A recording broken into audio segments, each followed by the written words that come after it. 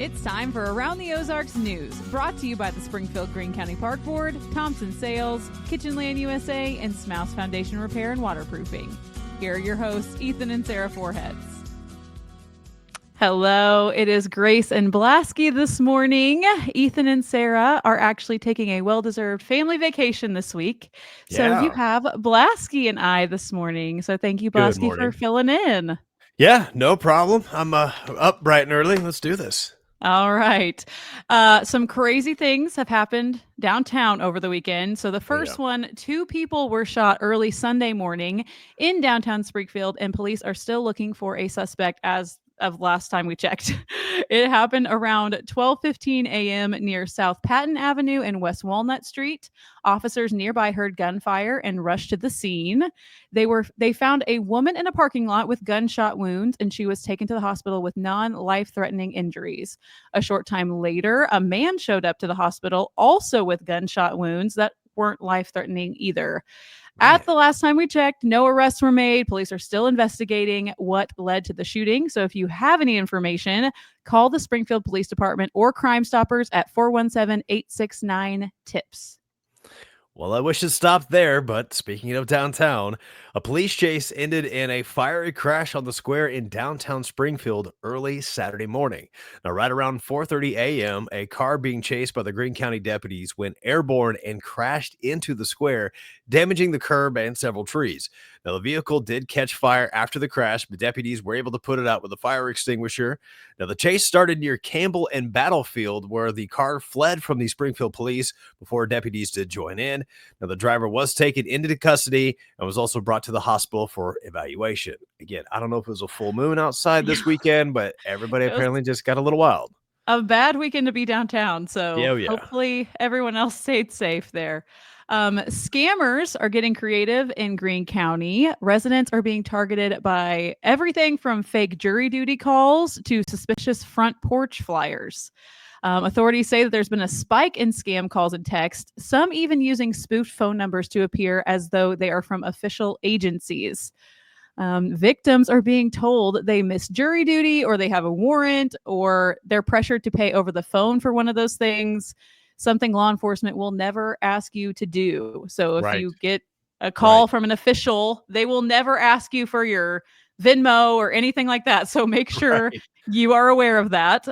In Springfield, there was a neighborhood where flyers were left on the door asking residents to leave food in Walmart bags on their porch. The group behind it couldn't be verified, and Walmart confirmed that they had no connection to it, but the incident was reported and prompted police increased patrols of the area, which I don't know what that would have led to. I don't know if that's maybe like they would try to break into your house afterwards. I honestly don't know, but they're getting really creative right now. So deputies urge people to stay calm if they're contacted by scammers, even if the caller seems to know your own personal details, and never send money through gift cards, cryptocurrency, or over the phone. One thing I thought of is if they use the Walmart bags, they put the food in the Walmart bags and they try to take it back to Walmart, because Walmart has that deal with the receipts, right? Yeah. If you don't have a receipt, they give you a gift card or something like that. So then you can just take that and use it towards something else. That was the first thing I thought of when you said the Walmart bag. I was like, oh, that's just trying to do a recall. They're getting creative. So just if you're suspicious, then don't do it. Right. Well, heads up, Power Stick deodorant has a recall going on right now. More than 67,000 Power Stick roll-on deodorants are being pulled from shelves nationwide after the company said that they did not meet the quality and safety standards. Now, this is going to be affecting the products like the Power Stick for Her, Power Stick Invisible Protection, and the Power Stick Original Nourishing Invisible Protection. So they're sold at Walmart and on Amazon, and the recall was made voluntarily by the manufacturer back on July 10th. Now, they didn't say exactly what the issue is, but no injury has been reported so far. So if you do have one, the FDA says just to toss it or to return it to Walmart. Make sure you have your receipt. Or leave it on your front porch for the scammers to take. There you go. Anyway, good news for donut lovers. Shipley Donuts is heading to Missouri early next year with a new location in Branson on West 76 Country Boulevard. The Houston based chain offers more than 60 varieties of donuts, including glazed, filled, cake donuts, bear claws, kolaches, and coffee. The Branson shop will be run by a longtime franchisee who's been with Shipley since 2011 and currently operates a location in Harrison, Arkansas. Shipley has been growing quickly. I've never heard of it, but I always I love haven't the either. donut. So I'll try it out.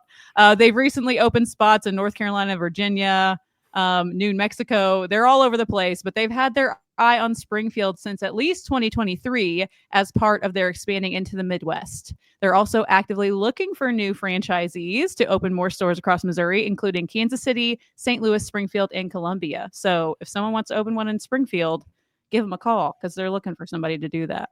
We could always use more donut shops. I don't disagree or discriminate against donuts in any way, shape, or form.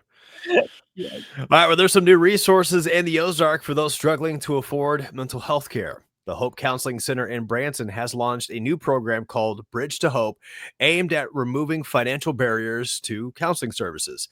Now, this program is fully donor funded thanks to the Roy W. Slusher Foundation and others, and helps folks who can't afford even the lowest self-paid rates, or those who might be stuck in an awkward in-between while waiting for their insurance like Medicaid or Medicare to kick in.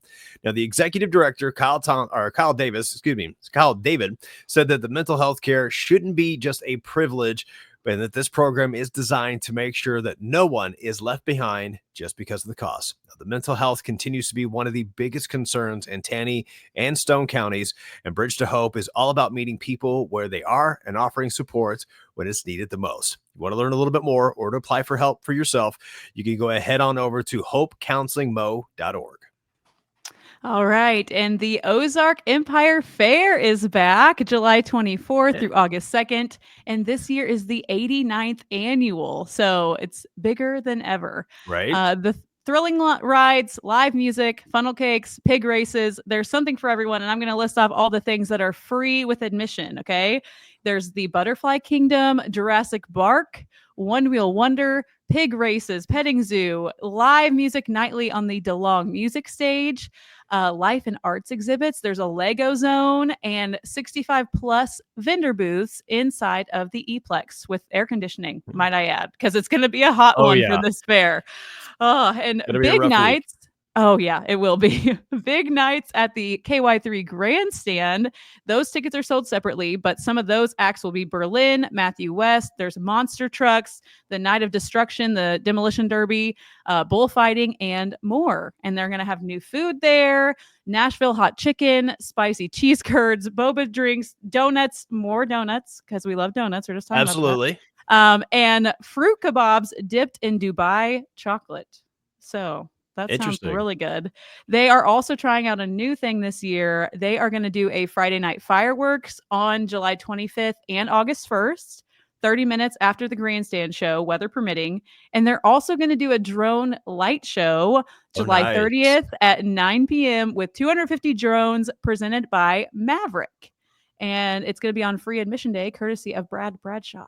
So lots of cool things happening. Yes. They always have their $3 day. They have a military day, a service day, and more. So make sure you plan your trip at ozarkempirefair.com. Or if you don't want to buy tickets, you can win them with Around the Ozarks, because this week we are giving away a 4-pack of tickets to the fair. Now you know why I was selling it so hard, because we're giving away tickets. So if any of that sounds fun to you, you can go to aroundtheozarks.com and enter to win.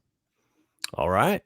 Sounds awesome. I'm looking very much forward to the fair this year. So to close out, just remember that this week in the Ozarks, most of the Ozarks is going to be in that extreme heat warning.